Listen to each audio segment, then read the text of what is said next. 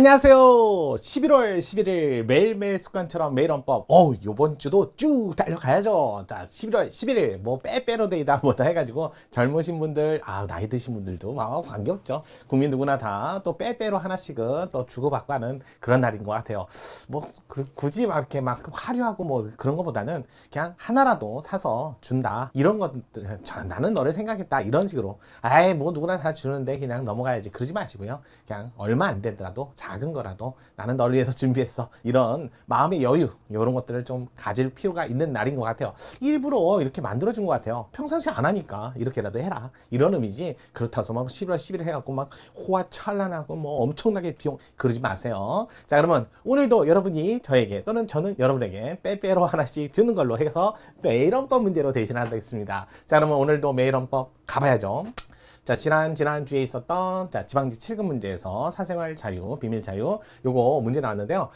요즘에 문제가 당해 사건과 관련된 기본권 이런 것들을 많이 내고 있어요. 그러니까 한번 살펴보도록 할게요. 자, 여기서는 사생활 비밀과 자유, 비밀과 자유에 관한 17조. 물론 다 아실 거예요. 8차 50하고 때 처음 헌법에 유입됐다는 건 다 아실 거고, 그 다음에 사생활은 이거 개별적으로 뭐 16조 직업, 그러니까 주거의 자유, 주거. 그 다음에 15조 직업 이렇게 돼 있고요. 그 다음에 18조죠. 18조, 그 다음에 통신의 자유 이렇게 있다가, 그 다음에 19조 양심의 자유죠. 요렇게 있었죠. 요렇게 있다가 주거의 자유에서 14조가 분리됐죠. 거주 이전의 자유가 이렇게 분리됐고요. 그 다음에 그 양심의 자유에서 19조, 20조가 종교의 자유가 분리됐다. 이렇게 다 아실 거예요. 요 정도는 기본적으로 어느 정도. 그러면서 이거 직업의 자유도 5차 개헌 때, 이렇게 분리된 것도 5차 개헌 때, 이렇게 분리된 것도 5차 개헌 때. 그러니까 솔직히 말해서 재헌헌법부터 있었던 조문은 주거의 자유, 통신의 자유, 양심의 자유 이렇게 재헌헌법부터 있었다가 이렇게 분리되고 새롭게 들어오고, 그 다음에 8차 때 사생활. 그래서 이거는 개별.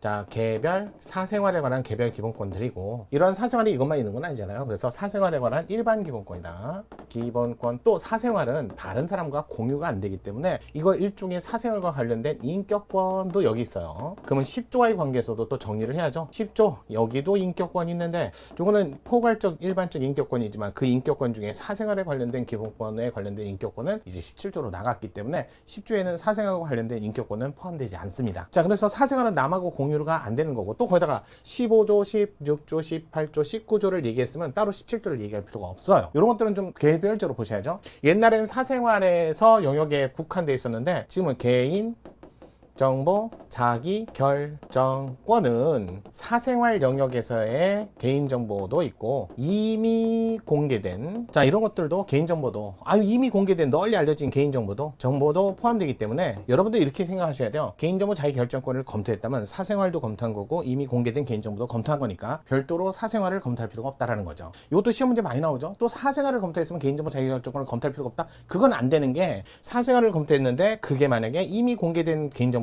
사생활을 검토했다 해서 이미 공개된 개인정보를 검토한 건 아니잖아요. 그러니까 이렇게 얘기하는 거죠. 개인정보 자기 결정권을 검토한 경우는 별도의 사생활을 검토할 필요가 없다. 이렇게 나오는 거예요. 그런 것들은 좀 개별적으로 판례를 읽을 때 좀 아셔야 돼요. 그 다음에 이제 이건 기본적인 조문에서의 해석 문제고요. 사생활 17조에는 사생활에 관련된 자유도 있고, 그 다음에 비밀도 있다. 이거 따로 좀 이렇게 정리를 좀 하셔야 될 것 같아요. 비밀도 있더라. 이건 정리하셔야죠. 자유, 비밀. 근데 이거는 내용에 관한 문제고요. 여기는 비내용에 관한 문제고요. 이렇게 정리를 좀 하셔야 돼요. 내용과 비내용으로 좀 나눠져 있다. 정리를 좀 하셔야 돼요. 그래서 비내용, 내용, 그런데 사생활에 대해서 이거는 공개되지 않고 누군가 와서 그걸 일부러 공개하거나 누설해서는 안 된다는 뜻이고, 얘는 간섭하지 않고 이런 표현을 써요. 간섭하지 않고, 그 다음에 방해하지 않는다 이런 얘기를 하죠. 간섭이나 방해. 그러니까 어디서 어떤 용어를 쓰고 어디서 어떤 말을 쓰는지 좀 보셔야 돼요. 내용에 관한 문제인데 비밀을 얘기해야 되는 거고, 내용이 아닌 비내용에 관한 문제인데 자유를 얘기해야죠. 내가 스스로 결정하고 내가 알아서 할 거야. 아직 내용을 얘기한 건 아니잖아요. 그래서 뭔가 사생활에 대한 결정 이런 것들을 얘기하거나 선택을 얘기할 때는 자유에서 말을 하고요. 이것만은 공개되지 마, 이거는 누설하지 마, 이런 말을 할 때는 내용에 관한 문제니까 이것만 좀 구별을 하세요. 거기다가 15조 직업의 자유를 얘기하면 사생활의 자유를 더 이상 검토할 필요가 없다. 이것도 기본적으로 아셔야 돼요. 통신 비밀의 자유를 얘기했을 있으면 굳이 사생활의 자유를 얘기할 필요 없다. 항상 요거 시험 문제 많이 나오는 거니까 구별 좀 하세요. 요런 문제를 전제로 해갖고 판례를 읽으시는 거예요. 자, 조문에 관한 해석을 잘 하셔야 그 다음에 문제를 도입합니다. 솔직히 17조는요, 조문에 관한 문제, 여러 관한 문제, 이런 것들을 검토하는 거지 사생활 자체에 관한 문제는 솔직히 말해서 개인정보 자기 결정권하고 구별만 하시면 되고, 지금은 개인정보 자기 결정권에 관한 개인정보보호법 이렇게 나왔죠. 이 개인정보보호법은 단순한 사생활의 영역에 있는 개인정보만을 대상으로 하지 않고요, 이미 공개된 정보도 포함돼서 논의한다라는 거, 이렇게 보시면 좋을 것 같아요. 자, 이걸 전제로 이제 문제를 보는 거예요. 자, 지방지 7급 8번 문제인데요. 자, 설명으로 옳지 않은 것을 고르세요. 1번, 금융감독원 4급 이상 직원에 대해서 사유재산에 관한 정보인 재산사항을 등록. 요즘에는 경찰 공무원 같이, 자, 아무래도 공직 수행을 함에 있어서 청렴성이나 이런 걸 조금 더 강조하는 공무원들, 이런 분들은 뭐 그냥 4급, 7급, 뭐 9급 이런 식으로 관계없이 재산을 등록해 하고 있어요. 등록을 하라고 그랬지 공개는 아니에요. 따라서 공직자윤리법 재산 등록 조항은 그들의 비리 의혹을 억제하고 업무 집행에 집중 또는 투명성을 확보하여 국민의 신뢰를 제고, 궁극적으로 금융기관 검사 감독이라는 공적 업무를 종사하는 금융감독원의 직원의 책임성을 확보하려는 것으로 그 공익이 중대함으로 사생활 비밀의 자유를 침해하지 않습니다. 오히려 더 공익이 크다, 이런 얘기를 하는 거죠. 두 번째, 특정인의 사생활 등을 종사하는 일을 업으로 하는, 업으로 했으니까 이건 직업에 관한 문제죠. 그러면 굳이 직업에 관한 15조를 검토했으면 17조는 따로 논의할 필요가 있다 없다? 없다. 우선적으로 이걸 보면 이런 얘기죠. 해이를 금지하는 것은 이를 업으로 하려는 자의 사생활 자유가 아니라 직업의 자유에 관한 문제죠. 아이, 이거 바로 2번이 틀렸네요. 3번, 요건 최근 판례죠. 성기구 판매 행위를 제한할 경우 성기구 사용하려는 소비자는 성기구를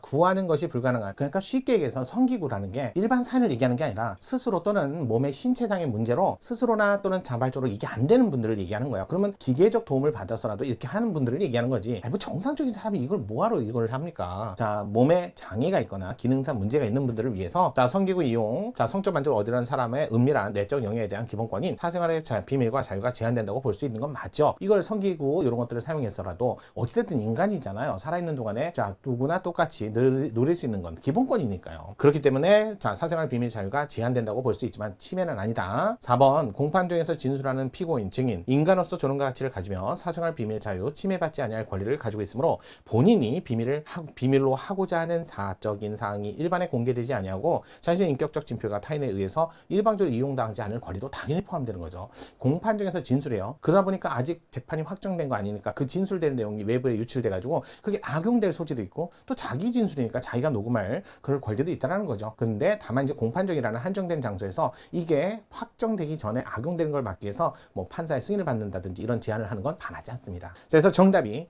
요건 그냥 간단한 조문과 조문 사이의 문제 아닌가라고 생각이 듭니다. 업이라고 했으면 15조, 따라서 17조는 따로 검토를 하지 않는다. 요거 꼭 기억하세요. 정답은 2번이었어요. 자, 최신 판례를 섞어서 문제를 냈지만 결국은 조문의 이에 관한 기본적인 문제였습니다. 자, 오늘은 여기까지 보시고요. 한 주 스타트 했으니까 쭉 저랑 가시죠.